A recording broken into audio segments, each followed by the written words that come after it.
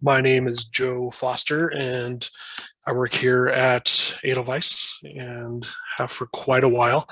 Before I started at Edelweiss, I worked at Maria's Bookshop in Durango, Colorado.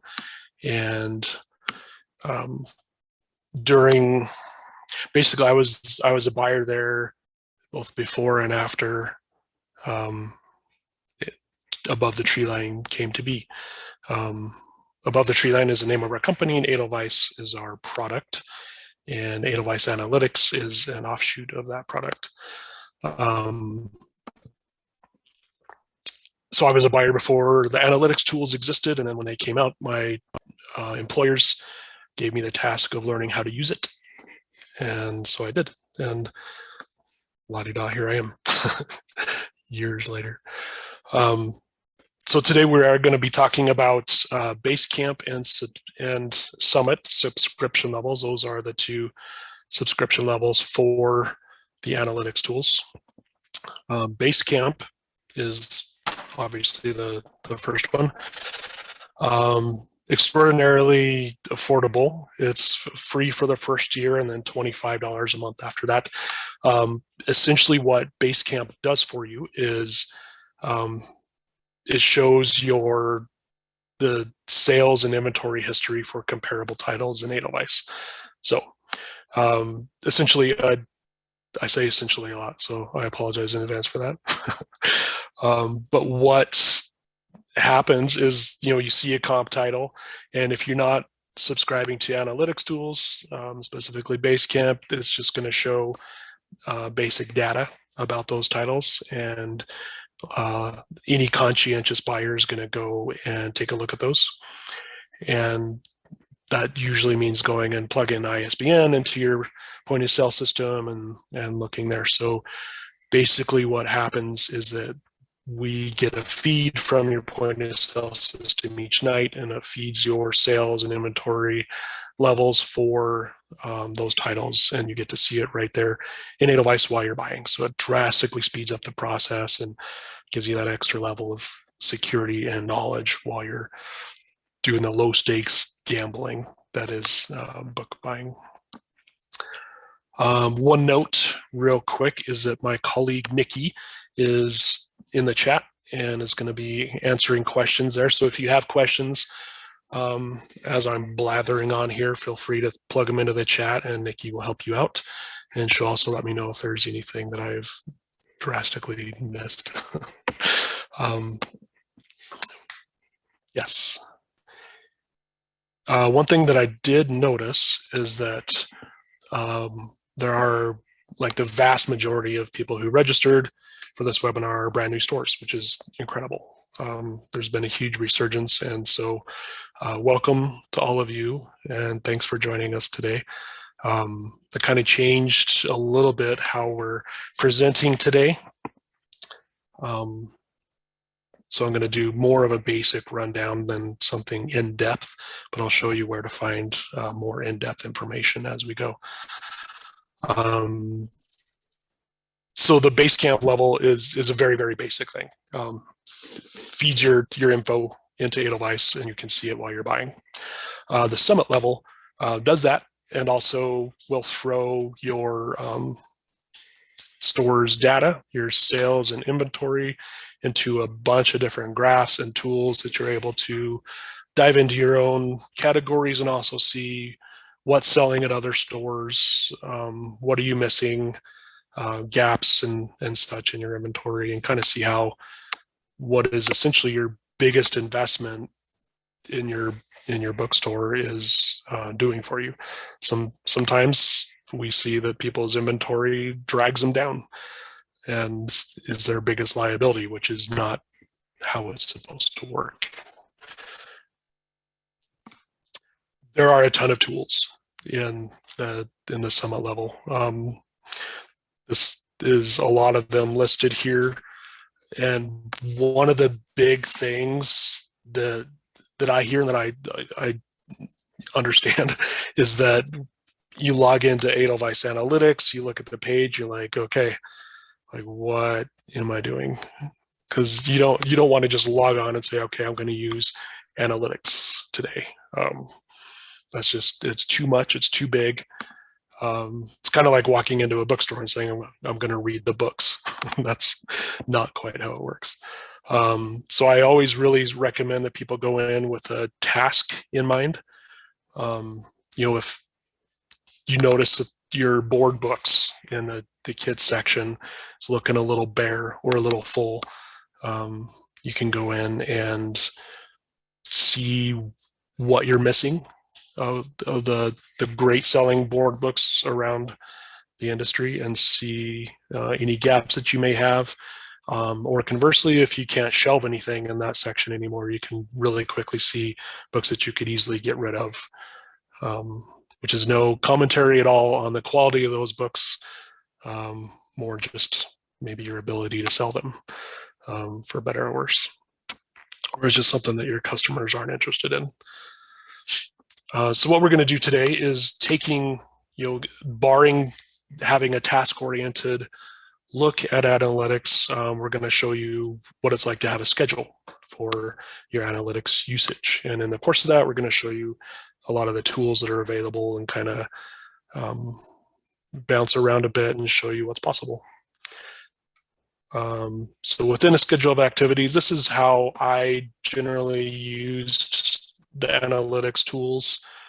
Granted, I've been at Treeline for 12 years this month, so this was a while ago, and some of the tools that are available now did not exist back then, so I've extrapolated.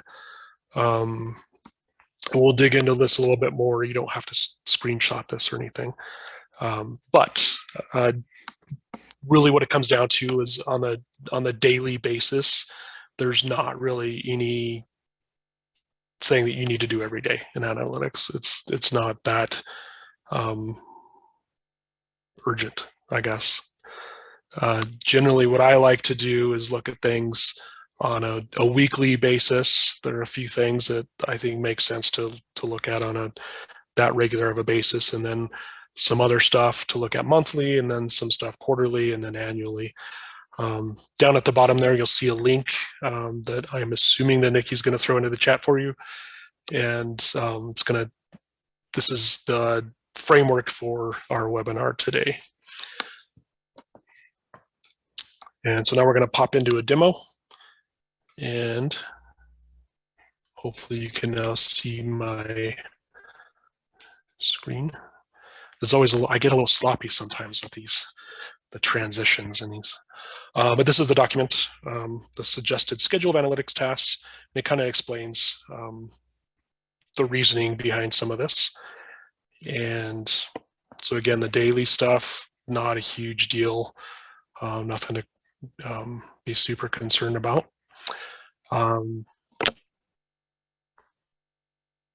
Weekly though, we're going to look at the most popular titles first. So this is an account, it's a demo account, so the data is kind of all over the place.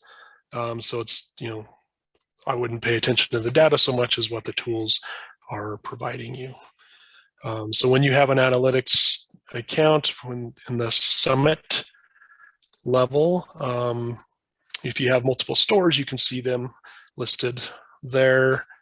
And then you have all of these different filters and whatnot, and then the different graphs all the way down the page. And what we're going to start on right now is the most popular titles. And this is one that I would generally suggest looking at once a week, just to kind of, I usually did it like Wednesday. So like before I did my Wednesday morning reorder, so that I make sure that I was stocked for the weekend when books came in 2 days, hopefully. Depends on where you are. Yeah, so essentially what we're looking at here, the most popular titles is going to be the top 500 titles across the indie trade retailers in the last month. And you can switch what you're looking at by clicking on the gear there. You can look at different markets, libraries, and then all the different regionals if you like. Sorry, you can also scoot your time frame back. If you're looking to restock a section or bump something up, you might look back a little farther. But if you're just looking at what's hot right now, then a current month or even 2 months back is great. Number of titles, I chose 500 for this particular store because they, the demo store's problem is not what they are out of by any stretch. They are seriously overstocked on everything. So I had to bump it out. I would usually look at 100 or 200 titles there just to kind of get a really quick view. It's my 4-year-old's favorite book right now, actually. So basically what this is all 500 titles, and then it's portioned out according to those titles' performance at this store. So everything in the green is doing great. Don't even need to bother looking at them. Other titles in stock and stable means that they're in stock, they're selling at a semi-regular clip, a little slower than the stuff in the green. Don't need to worry about it. In stock, stale, and cool, those are titles that have been sitting on the shelf for a while, not selling, maybe worth looking at, maybe getting rid of. Even, just because something sells well everywhere else doesn't necessarily mean it's something that you have to have at your store. And that's one of the things I always like to stress here is that this isn't telling you what to do. This is telling you what's happening, and you can make your decision based on that extra bit of information. I always like to say that I've never made a poor decision based on having more information. Of course, that's hard to measure, but it feels right. So in this case, this store is, they have some stuff that's on order, so it's not in quite yet. So I wouldn't even sweat those. But just looking at titles that they're out of, I doubt they want to be out of Colson Whitehead, for example. So we can see that this was last sold on the 6th, and they probably want to get that back in. So I would go ahead and throw that on an order.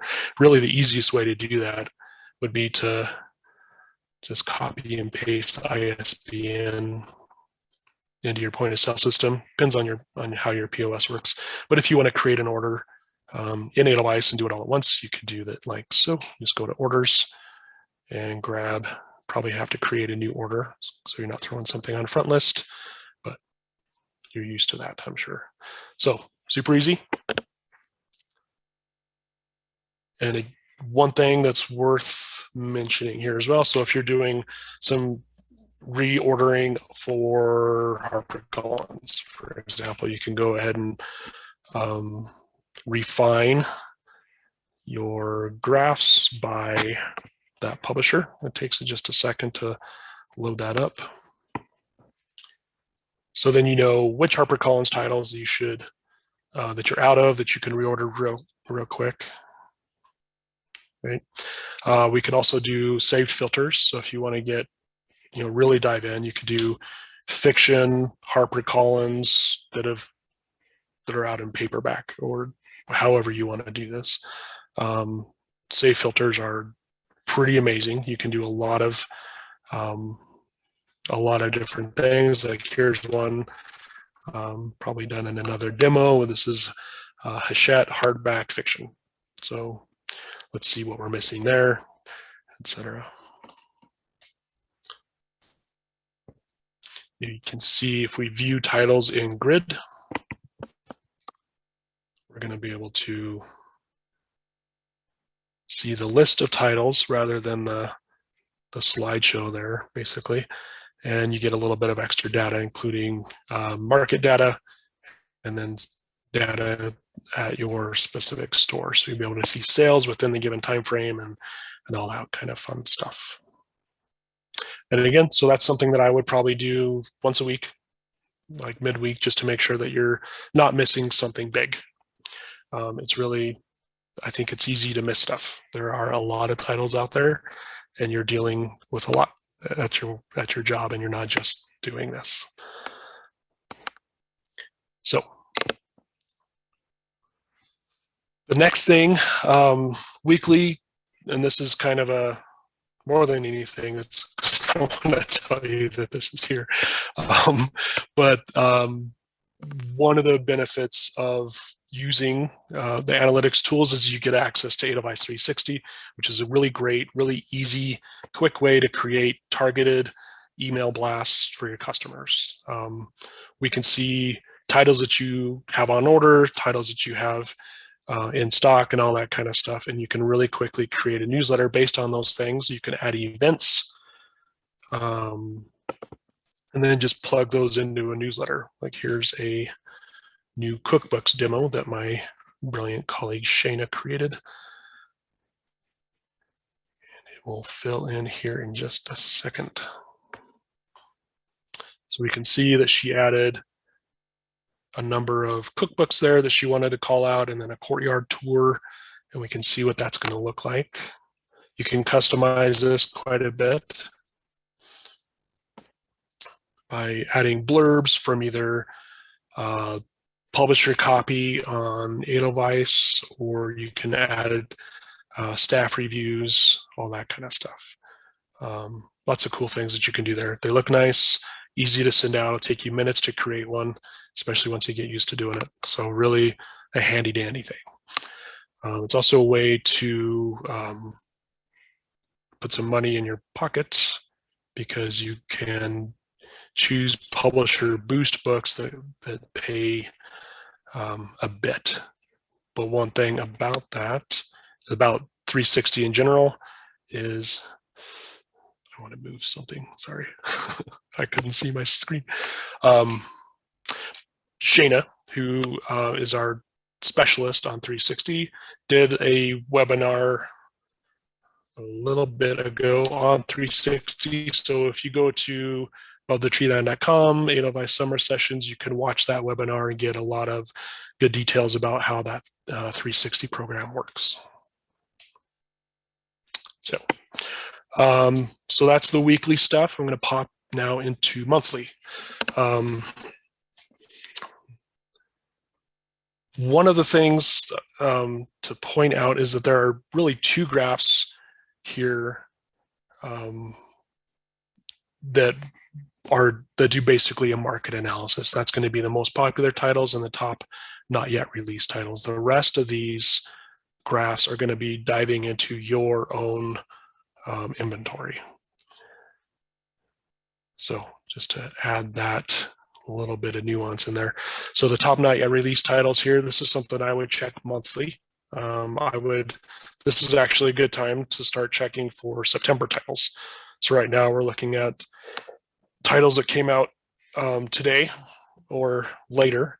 I would bump this out to say September, and we can include an upper bound, which means we're not just looking out in perpetuity, which is a hard word to say. So now we're just looking at titles that come out next month.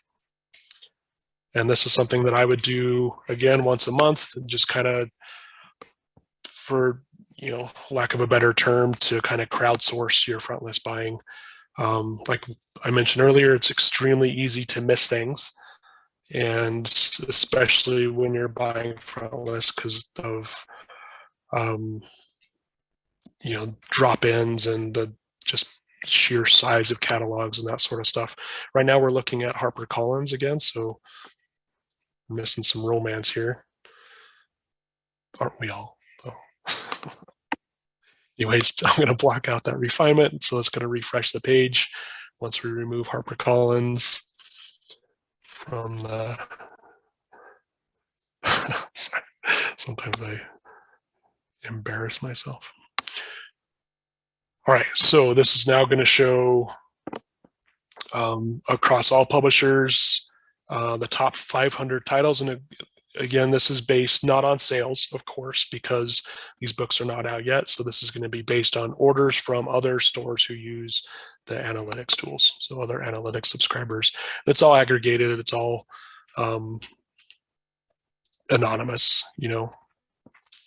but we can very quickly see, of those 500 titles, there are 50 that the store did not order or has not ordered yet. One of the big things we can see here is this on order gap from average, which is a funny thing, but we can see the average order for a book. Figure the average order for most books is 1. And so when we start seeing stuff like, a 6, that's maybe worth looking at, etc. So The biggest I ever saw, I was helping this very nice bookseller who hated fantasy, which is a very common trait for indie bookstore buyers. But it was when the last Game of Thrones book came out, so what, 50 years ago. But she had ordered 2 copies. The average order for that was like 75. And so her on order gap from average was negative 73. So she decided she needed to bump that order up a little bit. It's rare that you're going to see something that extreme, but it's nice to see. It's just, all of my colleagues think that this is going to be a bigger book, so maybe I should pay attention, is what it comes down to. And of course, like with all things, you can say that book is not for me. My customers won't buy it, so I will ignore it. And you'll possibly be wrong, but here we are. Then the historical overview I like to look at as well. There's just a nice way to see how things are going at your store. It's this series of graphs here where we can see sales, and we're going to see sales trends for the last 3 years, inventory trends as well, turns, and unit share of total store and unit sales. Right now we're looking at the entire store, so the share of total store is 100%. But if I was to look at fiction, then we could see that the share of total store for this particular store's fiction category is, survey says,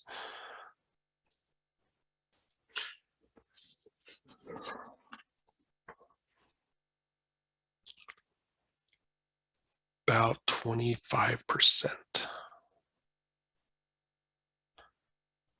which is about what you see at most stores. So it does take a little bit when you start throwing graphs or refinements and filters in here. It takes a little bit to process that data. But again, this is a thing that I would look at on the regular. Personally, for me, I want to see turns in a fiction section should be much higher than 2, frankly, because that's the destination location for most stores and where the most action happens.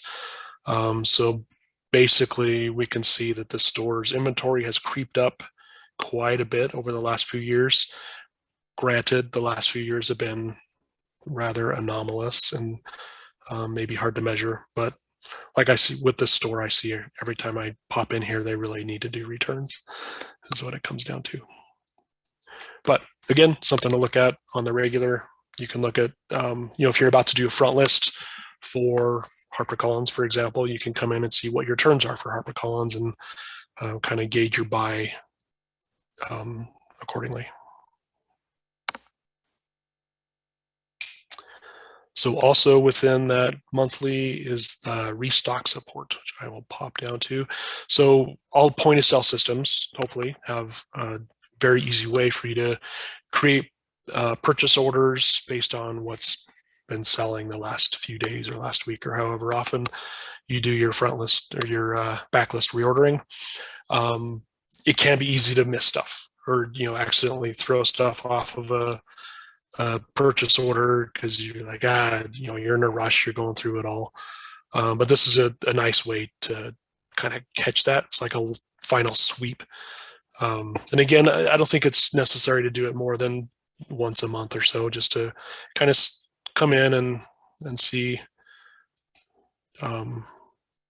what you left off. And maybe you did it on purpose, that's great. But chances are you'll find something that you really didn't mean to drop off the list.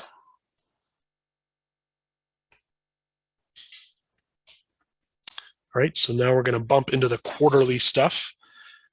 And this, I'm going to talk about stock analysis and doing a regular schedule of returns. So stock analysis is essentially a report card for your store. You're able to see, again, we're looking at just the fiction category here. Let's keep it. So right now I can see that of the 8,700 fiction titles in the store, 32% are selling pretty well. 45% are doing okay. 23% are dead, essentially just been sitting for a year or so, not doing anything. And again, I want to stress, because I'm seeing some pretty awesome books on here, this is by no means talking smack about the quality of those books. It's just showing the reality of the sales of those books. So, To Kill a Mockingbird, it's 19 copies on hand, hasn't sold in 32 days. 19 copies is a lot to have on hand. That's a big stack of books. Maybe it needs to be there for a school or something like that, but worth looking at this again with the Toni Morrison there. So stacks of books need to sell faster than single copies of books to justify that expenditure. And so you'll see things reflected as such in this graph. But what we can do is view titles in grid, and it'll pull up a whole big list of all of these titles. Right now we're looking at 2,000 different titles that are bloated. From here, I would select everything. Give it just one sec. There we go. Other actions shows up. You can select all and then export to file. And in this case, I would export this to the Edelweiss Analytics format, create that, and you'll get a spreadsheet of those titles that you can mix and match and edit to your heart's content and create a pull list. That was something I usually gave to the night staff at the store as I was leaving, because maybe I'm a jerk, but just kind of got them out from behind the counter and got them out on the floor. And inevitably, I would get a stack of books on my desk saying, please don't return these. And I would put those back out on the counter and say, please sell these, because that's why we're here after all. It's not a library. All right. The next one, this is actually my favorite graph, the category performance comparison. So this one, I'm going to remove the refinements because that's the whole point of this graph. So it's this funky looking guy. I'll fill in here in a second. One of the cool things about this one is you can see your entire store broken out, essentially exploded out according to BISAC category, or you can do your own point of sale, Dewey, if you're into that, age group, that sort of stuff. BISAC is great because BISAC is striated, essentially. So that's probably not the right word that I'm looking for, but cookbooks are good to look at. So right now I can see that my cookbooks are overstocked. And that's going to be essentially based on their turns, right? So if I click into cooking, I'm going to create a temporary filter for the entire page. And it's going to change all the graphs. So we're just looking at cookbooks. And in the graph that we're looking at, we are able to see the cookbook categories, like the genres of cookbook, if you will, exploded out. And so I can see what I do the best with and what I think I do the best with, which is that difference between stocking and selling a title. So we can actually sort here if we like. Cooking methods, sales,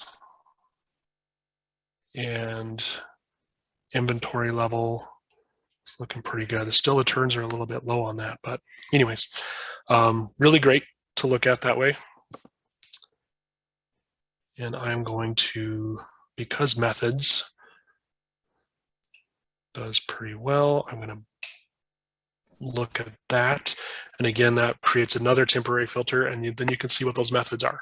Like, what are those methods that your people are most interested in? Your people being your customers. And then there's the restock support, but most importantly, what we can really do here is see what we're missing. So like maybe if this is a category that does well, then maybe we can beef it up. And we can also maybe get rid of titles that nobody actually wants. Sorry, Anthony.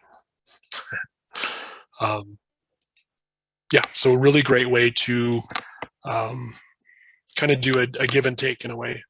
If you say I'm going to get rid of 55 stale titles and I'm going to go ahead and bring in 40 titles that I haven't tried before and see how they do.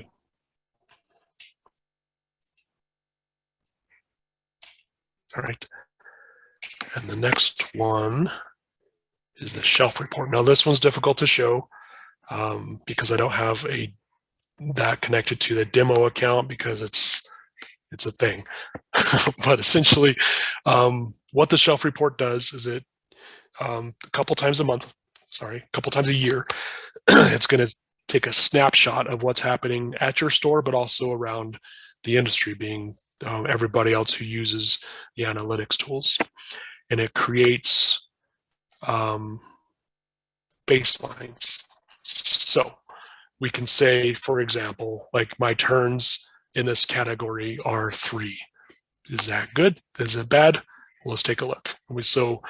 I happened to take a screenshot a while ago of a store that frankly looked outrageously good, and I wanted to record it for posterity. But within here, there's lots of nuances in here that we're not really going to get into, but this gray line is showing the average among all the other users. So in this case, like their turns and their freshness label are extraordinary. The relevance and hit rate are pretty good. One thing that shows up in here that I really like is this DOA for new releases, which means titles that were dead on arrival, ordered front list, never sold. Good information to know. But again, this is a snapshot in time, something you get a couple times a year. It's really a great way to see, all the work that you've done for the last 6 months. You get a report card for it, essentially. And this by no means takes the place of all the other analytics tools, but it gives you a grade for how you've used those tools. That's what it comes down to. Within the help documents, there is a webinar for using the shelf report. So if you are a current user and you want to see details about how to use the shelf report, there's a webinar. You have to hear my voice again. Sorry. But yeah, that should really walk you through a lot of the nuances there. We're getting down to it. So yearly, there's a stock analysis, which we just talked about. Again, it's always good to kind of do, we talk about doing returns on a regular basis. I really encourage people to do it as regular as possible. But we talked about quarterly the other minute. Sorry. Might be getting punchy. But it's always good to maybe take a snapshot at the end of the year as well and kind of bump this back, make sure you're looking at 12 months and how am I doing? How are my turns? What can we get rid of? Right now we're seeing a lot of sidelines, which is something that people oftentimes ignore, but they are in here. We do get that information from your point of sale system. So maybe now's the time to figure out if those maybe need to go on sale, do a big like blowout sale after the holidays or that sort of thing. Note that you can create a filter. And when you create a saved filter, you can choose from your point of sale categories. So if you want to add all your sideline categories to one filter, you could do that. Those often get ignored, and they should not be because they take up a chunk. Granted that you generally cannot return sidelines, of course, but you can do what you can to get rid of them, donate them, whatever. Last thing is the catalog analysis, which is a way for you to apply all the same sorts of measurements to a catalog or collection of your choice. I think the catalog thing is fine. You can look at PRH fall 2021 while you're buying for 2022 and kind of see how you did with that list. But what I think is more better is to track different things. So I created this earlier today, but like I was at a store recently and they had a celebration of librarians in their window, and it was a cool display, a lot of cool books, cooler than these ones that I just randomly picked. But there is a way to measure how those displays do, or you could create a collection of each of your employee staff picks. Whoever has the best results gets a bottle of wine, or however you like to roll with your staff. But yeah, it's a great way to apply measurements to things that you otherwise would just measure by instinct, which is often false. So lots of great ways to kind of slice and dice your inventory, dive in and see what all is happening. And there's one thing that's true about all buyers at bookstores is they know their communities and they know their stores very, very well. They're intimately interlocked with it. I used to go to sleep thinking about it, wake up, I come into above the tree line, which is what it was called back in the day, and drink coffee and look at the reports and see how I should gauge my restock buys for the morning before I went off to work. Totally nerdy thing to do, but it's what we do. So combining that instinct about your store and your community with hard data really makes you an extremely powerful being that we should all be very careful of. One thing I want to point out as well, so we have these Edelweiss summer sessions. This is one of the last ones of the summer. We've done quite a few. If you're new to Edelweiss, for example, we did Introduction to Buying in Edelweiss for Booksellers. We also did working with event grids, which is great. And there's a few more coming up, so keep an eye on those, and you can watch recordings of these as long as you like. And there are going to be more coming up. Nikki, let me know. There's a question about finding your shelf report. Now, like I said, this particular store is not connected to the shelf reports because it's a bunk store. But if you go to add a widget, go to analytics, and you'll see the shelf report here. I'll say I don't have access. There we go. But you'll see your store, and all you do is click on the name of your store. You can also look at it for different stores if you have multiple locations.